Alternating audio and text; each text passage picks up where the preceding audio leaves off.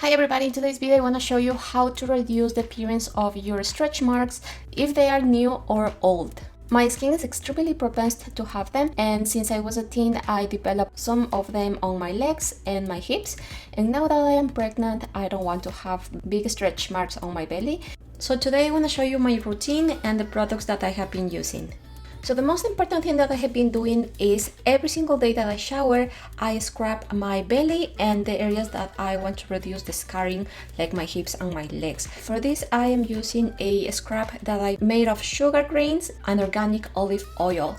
You need to know that exfoliation is the best thing for your skin because it helps to stimulate the collagen, and that improves the texture of your skin, making it look plump, tight and young. As well, increases the blood circulation, and by removing all this dead skin, help any product to penetrate deeply into your skin. Now what I normally do is apply the scrub in my belly and do circular motions for at least 5 minutes. Sometimes when I find that the scrub is a little bit dry, I normally just wet a little bit my skin, and that will help the product to run smoothly. Now, I totally recommend you to do this type of scrub because one, it's organic, and two, at least you know what exactly you are putting into your body.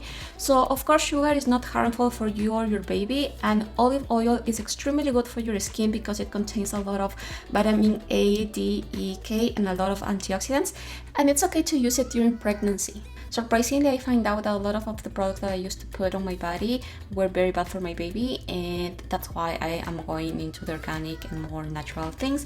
But of course, always checking if those organic products are still good for the baby and myself. After I finish scrubbing, I rinse my body with warm water for a little while. Then my final step is applying oil in the skin and massaging it for at least 10 minutes.